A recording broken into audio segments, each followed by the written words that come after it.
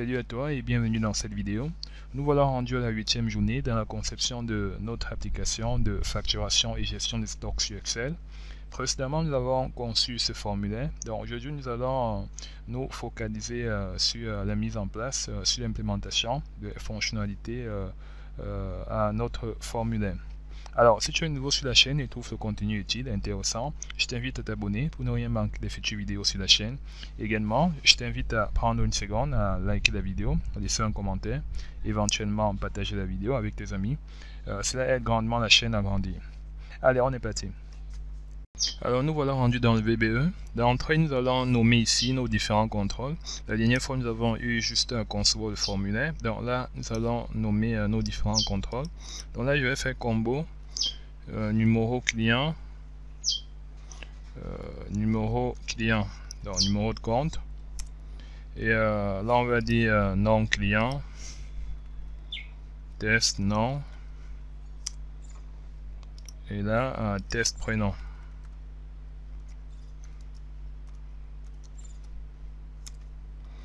Là on va dire test date.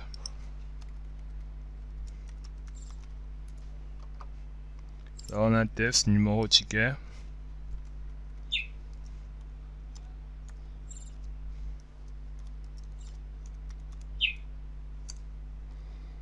Et là, on a un caisse, combo caissier ou caissière. Ok, on va dire caissier. Et là, nous avons un test référence. Dans test ref. Référence, là combo article ou combo désignation, on va dire article,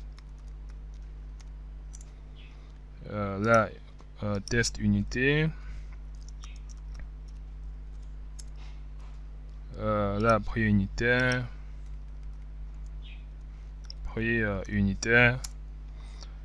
quantité, on va dire quantité, donc quantity, quantité, montant, on va dire la test montant.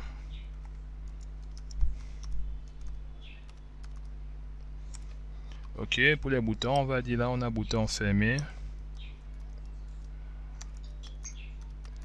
bouton fermé.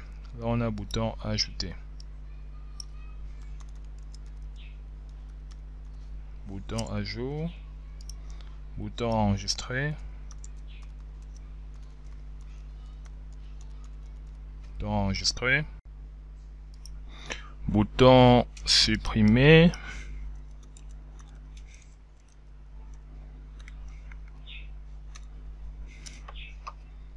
bouton annuler.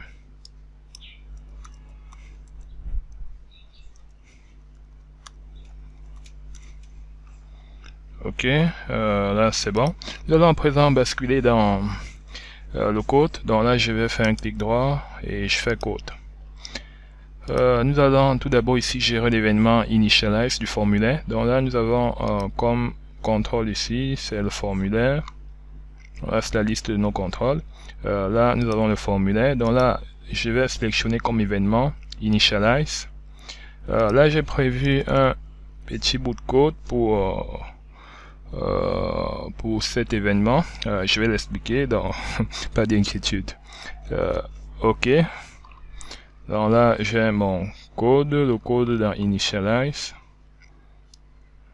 tout ce bloc de code. Ok, mais d'entrée ici, là on va créer une variable de type booléen. Donc les variables de type booléen sont des variables de type vrai ou faux. Donc, selon que la variable est vraie, donc renvoie vrai ou faux, nous effectuerons certaines opérations. Donc nous allons nous rendre ici dans module, et là on va faire public facturation visible as boolean. Ok, et je vais fermer cela. Donc dans notre événement initialize, dans un premier temps nous déclarons une première variable i as integer, et par la suite nous déclarons ici trois variables. On a d'abord ici ws as worksheet dans les objets de type feuille. On a myRange as range, donc comme une plage de données, des objets de type plage. Et on a ici myTab avec deux parenthèses. N'oubliez surtout pas ces éléments, autrement ça ne respecte plus la configuration du type de tableau. Donc on a myTab as variant, donc là il s'agit d'un tableau.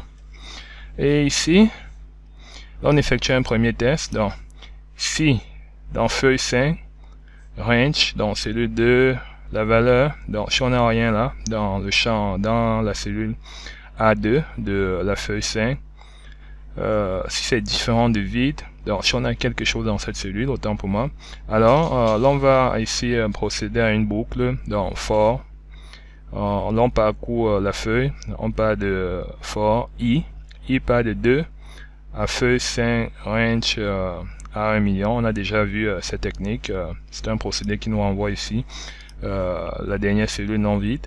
Donc, et là nous avons ici là nous avons combo combo numéro client point add item feuille 5 range. Donc nous aurons ici les champs de cette feuille qui seront ajoutés ici à notre box, à notre combo box. Dans la feuille 5 ici, on a feuille 5 article. On a la feuille 5 article. Donc là on peut ajouter d'autres articles. On va dire tôle. Bon, je tape n'importe quoi. Tôle 0. Là c'est le cas d'une quincaillerie. Là on peut avoir tout autre type d'activité. Donc tôle 6 mètres, famille, tôle. Là comme unité on va dire la feuille. Prix d'achat on va dire là on va dire on a en Afrique, là on va dire disons 8000 francs, et prix de vente on va dire de celle du ZAF, donc on va dire disons, je tape n'importe quoi, 10 000 francs, et le champ photo, c'est pour la photo, et on peut s'en passer pour le moment, pour le besoin. Donc ok, donc là on va revenir là. Donc à ce stade, l'on charge ici tous les articles dans notre combo box. Donc dans notre combo box,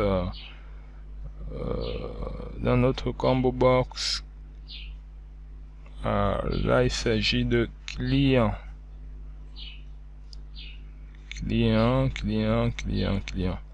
Feuille 5, feuille 6. Ok, là on a feuille 6, autant pour moi. En feuille 6, on parcourt là, la feuille 6. Ok, donc là si on se rend dans la feuille 6, donc l'on charge tous ces clients dans notre combo box avec ce bout de code. Ok, et là c'est 6, donc ok, on parcourt la feuille 6, ok, et là pour ce cas-ci on a combo caissier,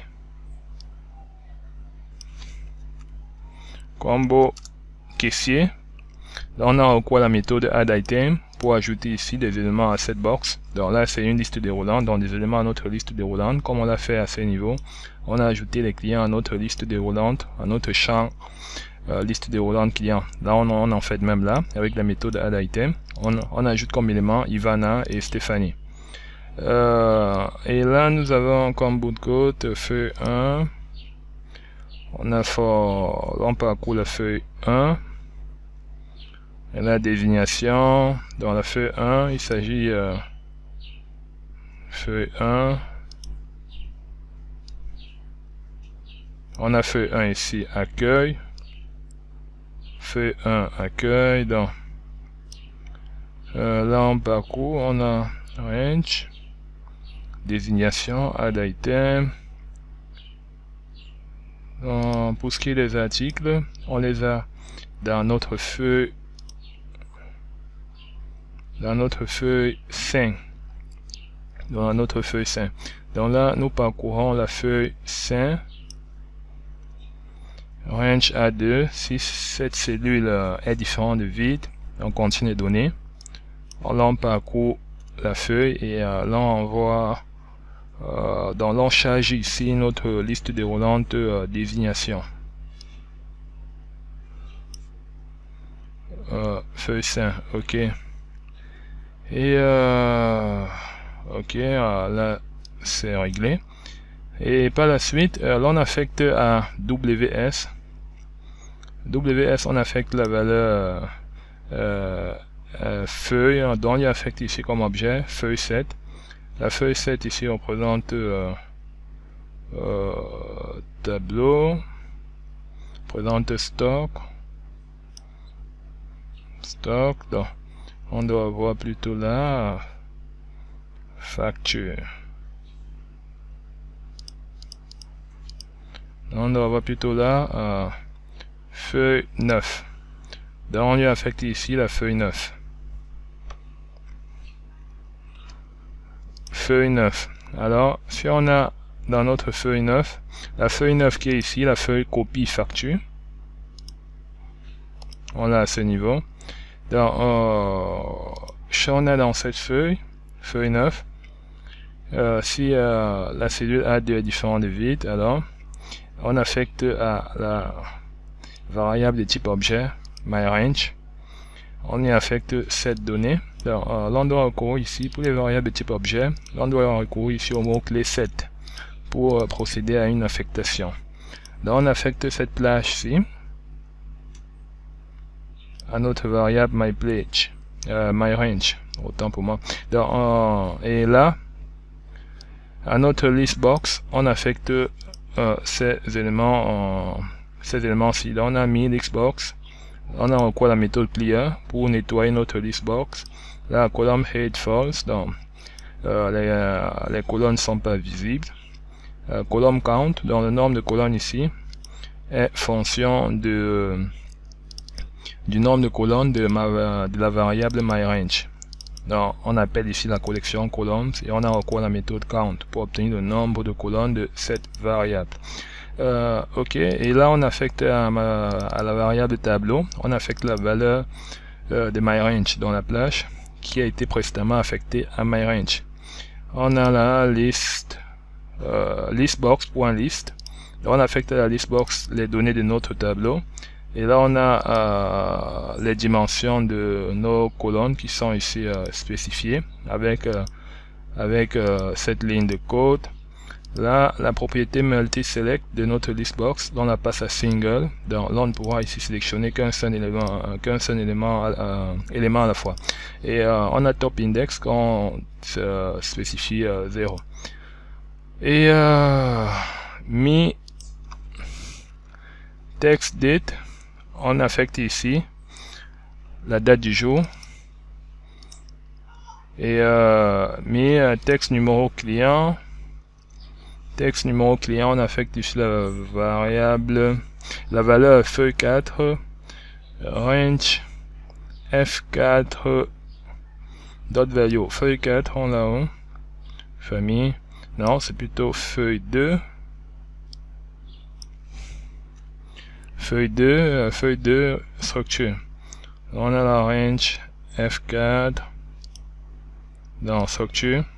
On a le numéro de ticket à quel niveau? On a le numéro de ticket à ce niveau. Donc, F4 se trouve là. Value. Et là, l'on affecte la valeur true à notre variable de type booléen qu'on a créé au tout début, en début de cette vidéo. Et l'on va affecter à cette même variable la valeur faux dans l'événement clôture du formulaire. Donc là, on va attaquer l'événement clôture du formulaire, query close. Ok. Donc là, je vais affecter à notre variable facturation visible equal false. Alors, on va gérer à présent Ici on va dire la quantité, donc texte quantité, son événement change. Donc lorsque la quantité change, qu'est-ce qu'on aimerait? Donc là j'ai également prévu un bout de code. Ok, donc lorsque ici on a la quantité qui change, on teste tout d'abord si le prix de vente. J'ai l'impression que le prix de vente, on ne l'a pas affecté une valeur.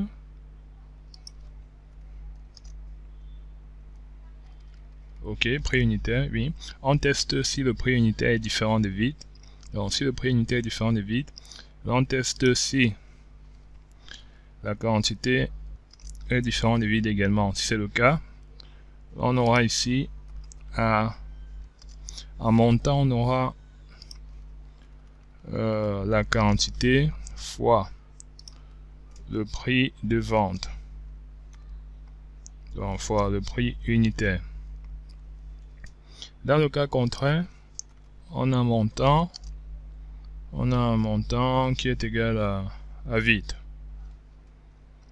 Ok, on va en faire de même pour ce qui est de prix de vente. Prix de vente. Donc lorsque le prix de vente change, on va ici tester. On va tester tout d'abord si la quantité donc mi.test quantity est différent de vide. Then on va fermer notre fonction if, notre conditionnel if. Ok, donc là on va tester si le prix unitaire dans if prix unitaire différent de vide. Si c'est le cas, on va fermer cela, and if, ok, et là on a else. Donc dans le cas contraire, sinon, ok. Donc si c'est le cas, on a ici mi.test montant. Donc on a le montant qui est égal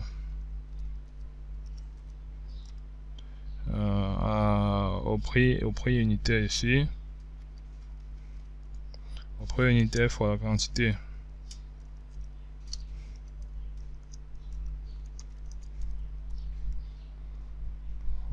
La quantité. Ok, dans le cas contraire, on a un montant qui est égal à vide. On a un montant là qui est égal à vide. Ok, super. Et là, on va gérer également l'événement qui presse du prix de vente, donc de notre contrôle prix unitaire ou prix de vente, son événement qui presse. Cela nous permet de contrôler ce que l'utilisateur saisit. Donc on va ici dire, on va recourir à la méthode select case.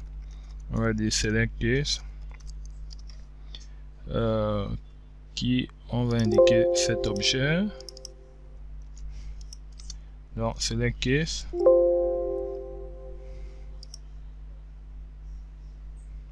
select, ok.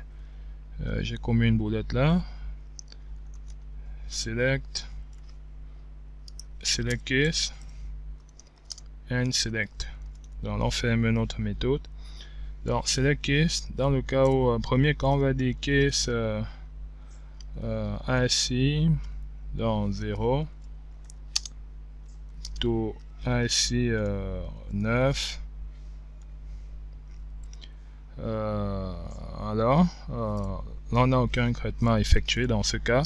Else, donc dans tout autre cas, là on aimerait ici que KCD se voit affecter la valeur 0 et on va envoyer un bip pour indiquer à l'utilisateur que hey, là il y a un souci, ta saisie n'est pas conforme à ce qui est attendu. Ok, donc donc là nous avons la méthode select. Ici on a KCD égale à 0, donc cela permet d'annuler la saisie de l'utilisateur. Là on va copier cela et on va en fait même avec quantité. Donc quantité, contrôle quantité, on va manipuler son événement qui presse. Ok, je vais tout simplement copier-coller là. Donc là on va poursuivre avec test date. Dans test date ici, on va dire test date, où est-ce qu'on l'a? Ok, dans la date. On va manipuler son événement ici change. Donc on va dire if me.test date différent de vide and not is date. Donc là c'est une méthode qui nous permet qui envoie vrai ou faux selon que ce qui a été saisi par l'utilisateur correspond à un format de type date ou non. Donc en not is date, then and if. Donc on va dire me.test date égale vide. Donc on peut tester cela. Membre de méthode ou de données introuvables. Ok, donc là c'est au initialize. Oui, oui, à ce niveau nous avons intégré plutôt article dans notre formulaire. C'est pas désignation mais plutôt article. Donc Excel ne retrouve pas cela et ok. Combo article. Erreur, nsub. Là c'est où initialize. Ah ok, là nous avons nsub qui intervient deux fois. Ok. D'entrée nous avons la date. Donc la date qui est là, le 7 2000. Donc là on peut supprimer cela. Si l'on vient là entrer à nouveau, nous n'avons pas géré ce cas. Dans la chambre on tape par exemple ceci. Et là je sors. Il ne se passe rien. Là je sors, il ne se passe rien. Alors on va voir ce qui n'a pas marché là. Donc, tout d'abord là nous allons réduire on va réduire la taille de nos différents champs. Fond, on va dire ici on va dire 12.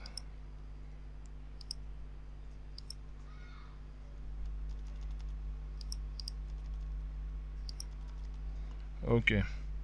Donc pour ce cas-ci, ok.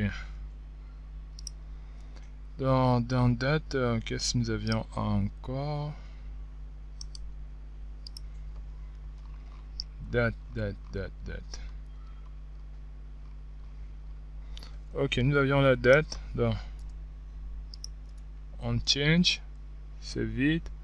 Not is date. Là c'est pas dans me.test date. Donc si le champ date est différent de vide, donc on contient les données, et en not is date, donc ne correspond pas au format d'une date, ce champ est annulé, donc est ramené à vide.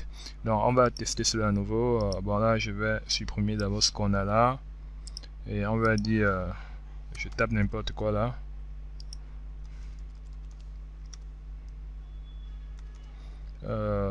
Ok, là c'est on change, donc on manipule l'événement on change, donc plutôt manipule l'événement exit de notre date.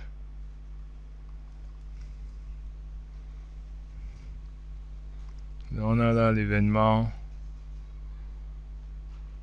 exit.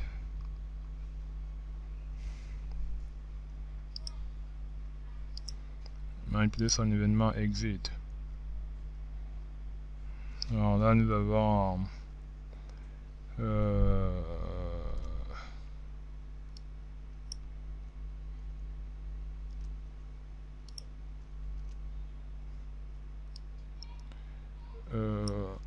ok, donc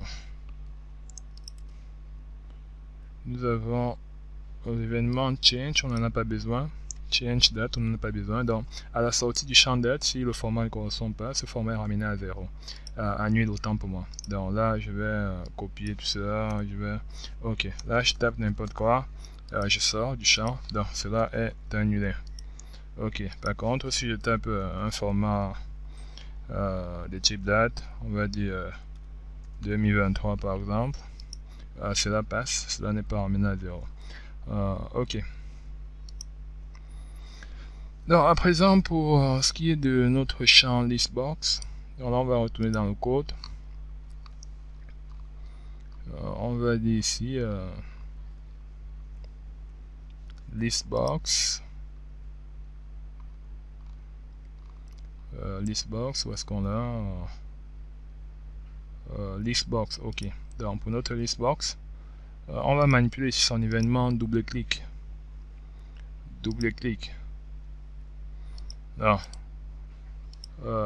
j'ai prévu ce bout de code.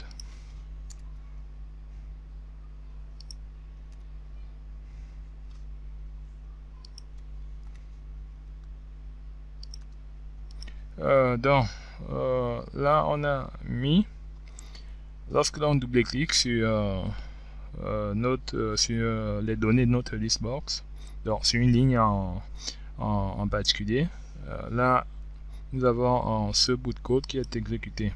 Ensemble, ce bout de code récupère au niveau de combo article,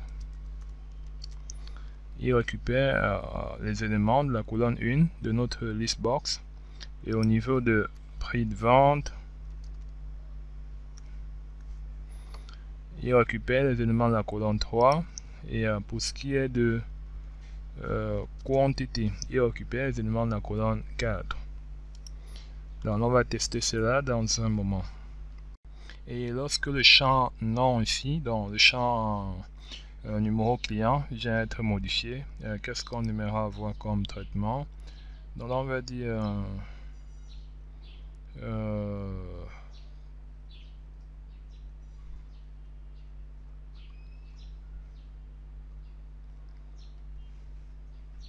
on va dire ici combo numéro client, oui. Donc lorsqu'il change, qu'est-ce qu'on aimera avoir comme traitement? Là j'ai prévu également un bout de code. Donc lorsque le champ ici numéro de suivi ou numéro de compte client change, qu'est-ce qu'on aimera avoir comme traitement? Là on va tout simplement ici numéro client. Donc là on va tester dans un premier temps si le champ numéro client est différent de vide. Si ce champ est différent de vide, on va tester également si cela est retrouvé dans la liste déroulante. Donc mi combo numéro match found égale true. Si c'est le cas, là on a ici test non.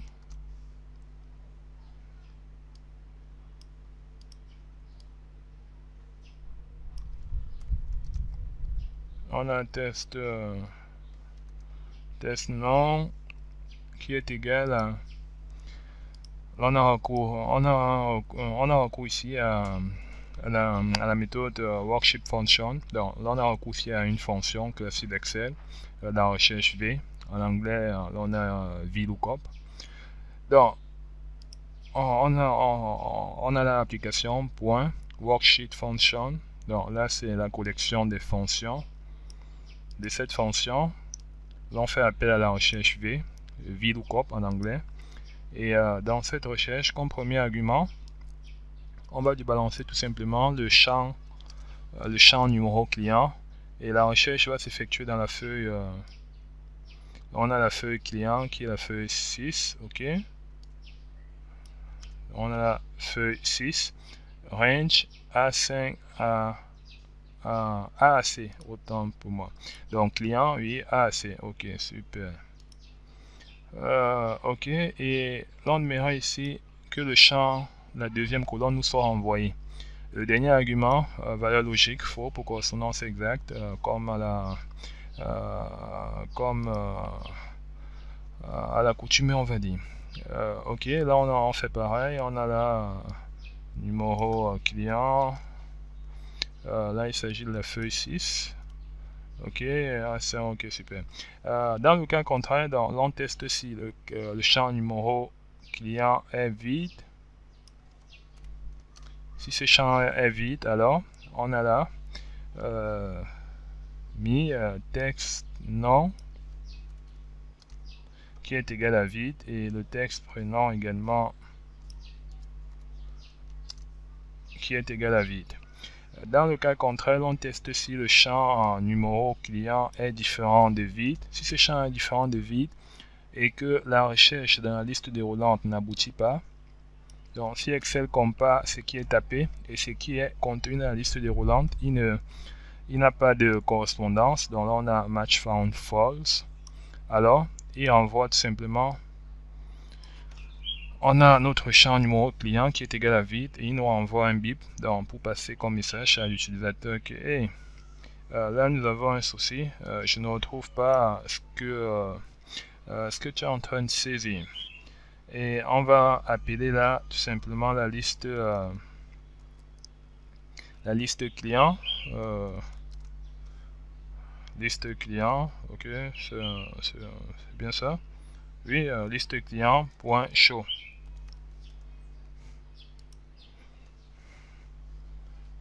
Ok. Donc là, on peut tester cela.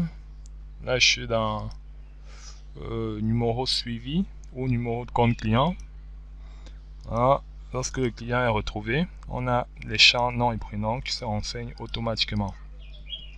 Et si je vais taper là un numéro de compte qui ne figure pas dans la liste déroulante, on va dire H, ça nous renvoie un bip et nous renvoie la liste déroulante.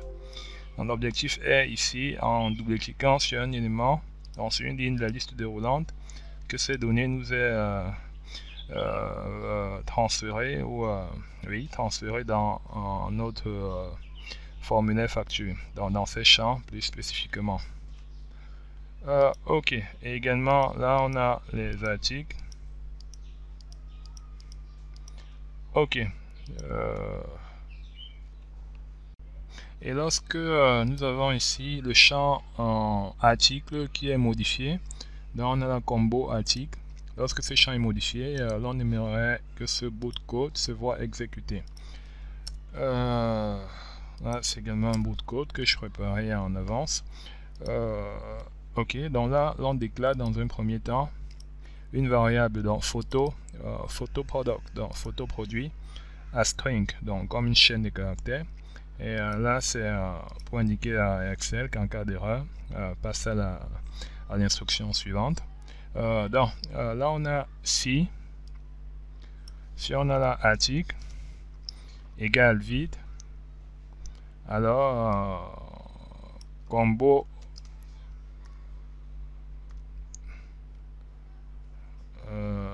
test référence égale vide, test unité vide. On a également prix de vente qui est égal vide, quantité égale vide, et on a la image 1 picture égale load picture. Donc là, l'on charge une image vide, dans une chaîne de caractères vide, donc cela ne renvoie aucune image. Et dans le cas contraire, donc, si dans notre champ combo article, nous avons des données, combo article, donc si nous avons des données à ce niveau, donc on a là, si combo article différent de vide, donc contient des données,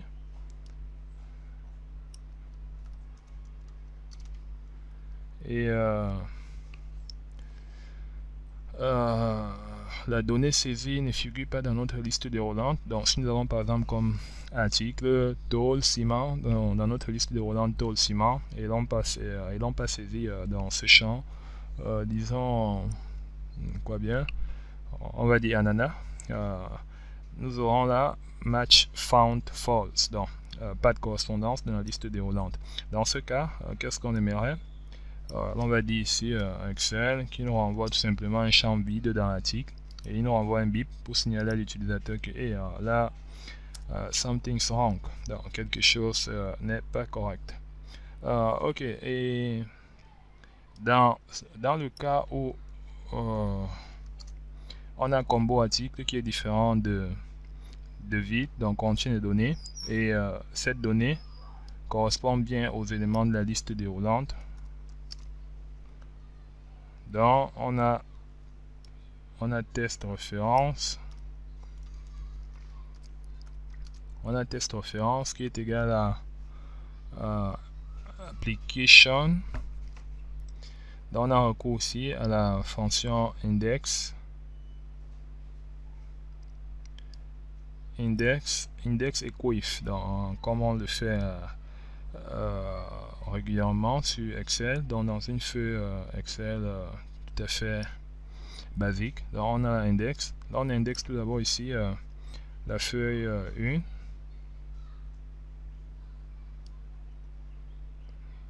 Feuille 1. Donc feuille des articles ici, où est-ce qu'on a?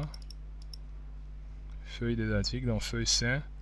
Donc là on indexe là la feuille 5. Feuille 5, range AA. On a ensuite virgule, worksheet, function. On a recours ici à equivalent. Donc là c'est la fonction index equif. Donc equif pour match, donc match en anglais. Et là on a mis comme données, là on a article, combo article. Là il s'agit de la feuille 5, les articles sont dans la feuille 5, et range bb et dernière valeur 0, bon, valeur logique 0. Donc là la feuille 5 dans l'article, donc on a bb là, on a la colonne B là, et là la colonne A. Ok,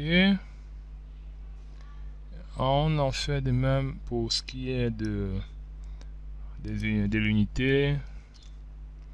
On va dire worksheet function, VLOOKUP, voilà, c'est.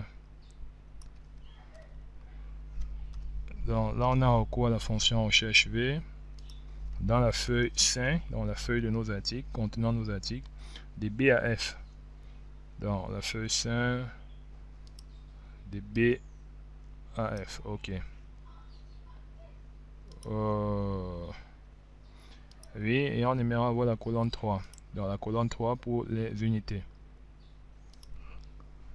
Et prix de vente, on fait pareil là.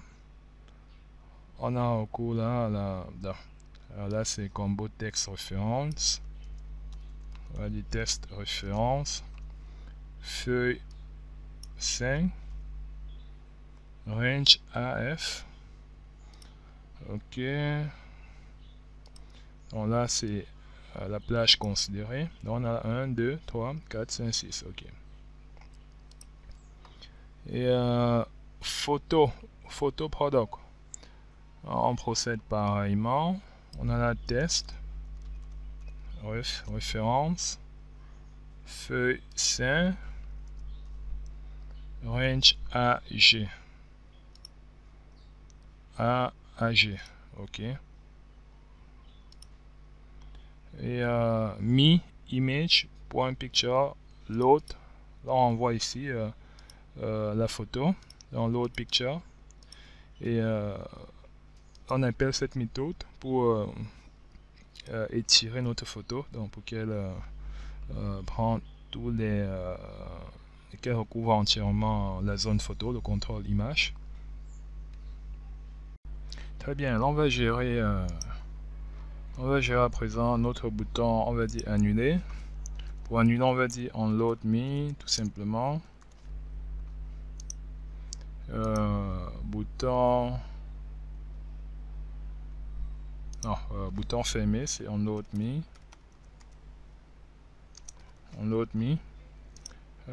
Annuler, bouton annuler ici. On va tout simplement vider. On va y revenir. Ok, et pour le bouton ajouter, ok, là également j'ai prévu un bout de code que je vais expliquer.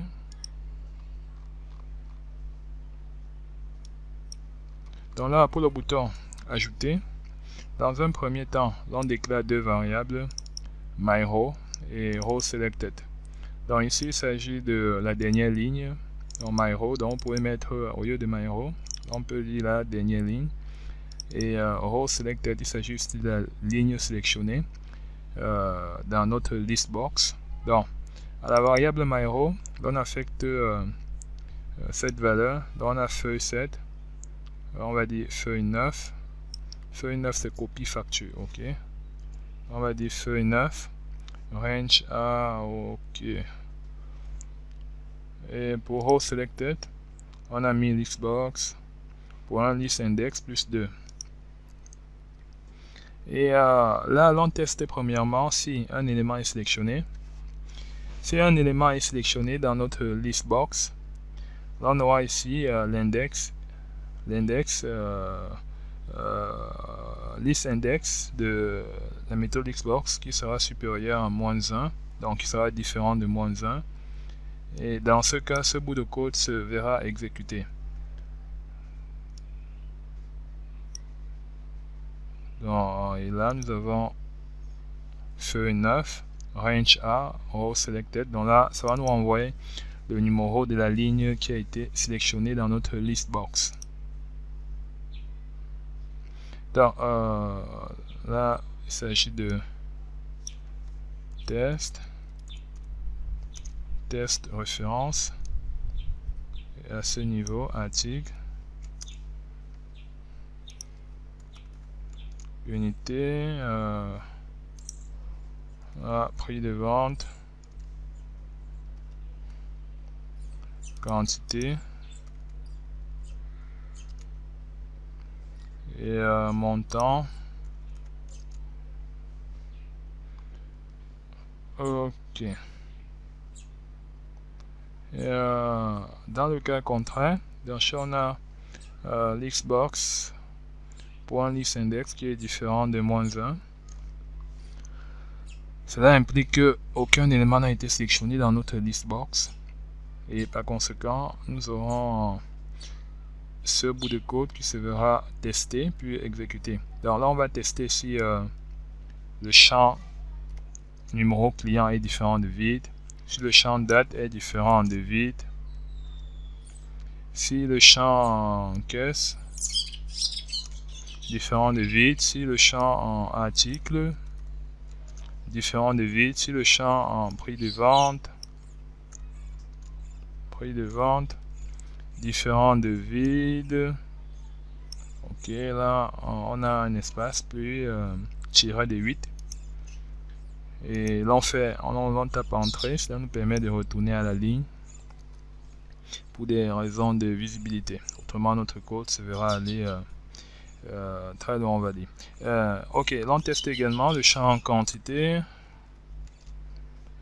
si c'est différent de vide, donc ça continue de donner. Et si mi list index est égal à -1. Donc si tous ces éléments sont vérifiés, list index est égal à -1, cela implique qu'aucun élément n'est sélectionné dans la list box. Donc si toutes ces conditions sont, cette série de conditions respectées, là on a là feuille 9, range A que l'on concatène avec le numéro de la dernière ligne. On a myRow qui représente le numéro de la dernière ligne. On a là dans le champ 1, on affecte ici la date, le champ 1 9 C9, voici. Donc dans le premier champ on affecte la date, le second champ numéro de ticket, etc. Donc là on a numéro de ticket, on a le numéro client, on a le caissier ou la caissière, on a la test référence, on a combo article, on a test unité, on a test prix de vente en prix unitaire, on a test quantité et on a test montant. respectivement pour ces différents champs. Ok, et dans le cas contraire, donc, si aucune des deux premières conditions qui ont été testées ne savait être vraie, on a ce champ qui nous veut envoyer. On a ce message box qui nous veut envoyer une boîte dialogue spécifiant que le numéro client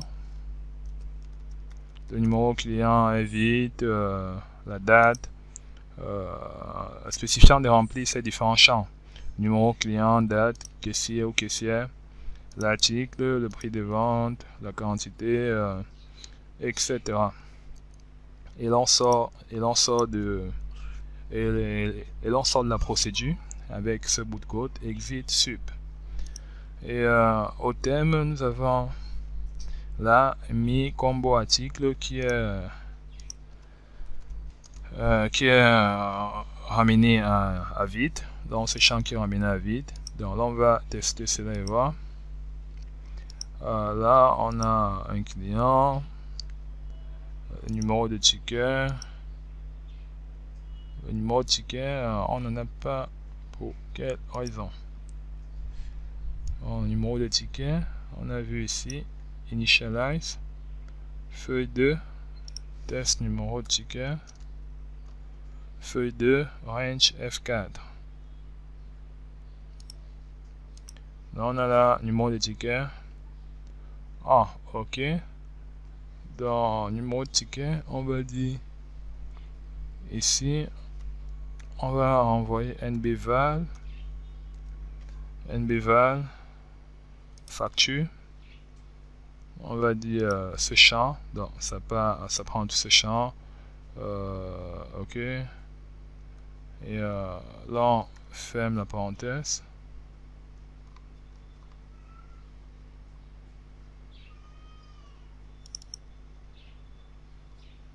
Là on ferme la parenthèse et c'est réglé. Là je vais afficher ma batte formule. Apparemment elle est dissimulée. Donc ok, oui, là on a là qui est égal à facture A2 à disons 1 million, on va dire forfaitairement 1 million. Donc cela nous renvoie le nombre de champs non vides dans la plage facture. Donc au fur et à mesure qu'on a des données là, cela se verra, on va dire 0,1, 0,2, je pense là on est déjà à 2, ok. On va supprimer tout simplement. Et numéro de ticket, on va dire c'est égal à V001. Je vais intégrer cela entre des guillemets de 3. V001 qu'on va concaténer avec ce qu'on a à ce niveau, ok. Et je fais entrer. On sait que là on a V10. Si on revient à ce niveau, on fait entrer. On a le numéro de ticket qui est déjà là d'entrée. Et client, on le renseigne. Caissier, on renseigne. Et article, on va sélectionner cet article. On a la référence, l'unité qui est renseignée, le prix d'achat au prix de vente unitaire. Si je tape là la quantité 2 ou 4, fait 48 000 francs. Et là on est censé ajouter. Non, là nous venons d'ajouter. Qu'est-ce qui s'est passé? C'est pas visible. Donc là on va voir cela. Donc je vais fermer. Alors là on va intégrer ce bout de code. On va intégrer ce bout de code juste à la suite de notre contrôle ajout, ok. Donc juste là, on va intégrer ce bout de code.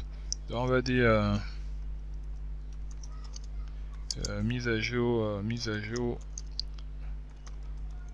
liste, ok. Et sans oublier les déclarations. ce niveau. Très bien. On va retester cela à nouveau. Donc, là on a un nouveau client, Mamadou, c'est client Stéphanie. Et article, on va dire ciment. Quantité, bon, article, on peut dire tôle. Quantité 4. Disons 3. Et je fais ajout. Ok, là maintenant, ça passe, c'est correct. Là, on va fermer à présent cela. Et pour ce qui est de notre list box, là, on va augmenter la taille font.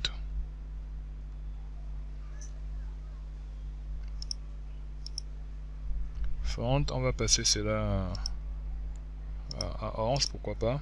Et voyons de quoi ça l'est. Et pas mal. Pas mal. Et là, on va tester notre événement double-clic de la list box pour voir si c'est fonctionnel. Ok. Donc, lorsqu'on double-clique sur la list box, l'élément sur lequel l'on double-clique nous est envoyé dans nos différents champs. Là, on peut à présent modifier ces éléments. On va dire, au lieu de tôle, on veut plutôt ciment. Ciment. Et là, on veut plutôt ici 2. Et je fais entrer. Ouais, là, cette ligne s'est vue modifiée. On a ciment, 2 sacs, etc. Très bien. Pour ce qui est du champ image, voyons voir cela. Là, on a image 1, oui. Et on va basculer ce côté. Notre événement en combo article. Lorsque ce dernier se voit changer, donc là, je vais tout simplement trop. Ok, donc je vais tester cette valeur. Donc là, on va dire client. Et là, on va dire ciment. 8. Pourquoi? A priori, ce champ est vide. Là, on a quoi? Worksheet function. VLOOKUP. Test reference. Test reference, ok. F5 de A à G. Et là on a 7 0. Oui.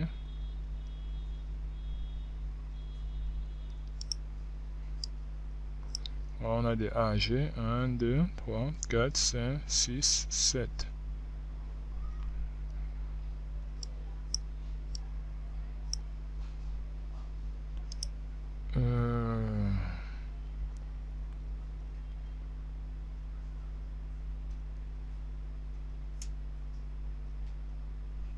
Ok, on va avancer. On va faire ici pas à pas F8. Cela nous permet d'avancer dans le code d'une instruction à l'autre. Ok, à ce stade, on a bien ici notre élément. Ok, je vois. Là, notre chemin est biaisé, donc comporte une erreur. Donc là,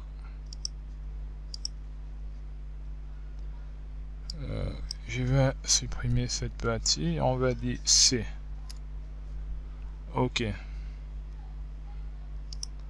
Donc là, à présent, on va supprimer ce point. Donc, je clique là et je vais lancer. Et on va reprendre, on va dire client, Beyoncé, non, Gogo, c'est pas pertinent. Caissier, Stéphanie, article, ciment. Ok, là on a notre article, on a l'image qui s'affiche. Bien que ça ne correspond pas à un ciment, c'est la seule image que j'ai à disposition au format JPEG. Donc on va faire avec. Pour ce qui est de tôle, on n'a pas d'article. On n'a pas d'image. Donc on n'a pas d'image ici au niveau de tôle. Mais pour ce qui est de ciment, on a l'image ciment qui se voit affichée à ce niveau. Donc cela solutionne notre problème pour ce qui est de l'image. Quantité, on va dire 10 et là on fait ajouter. Très bien.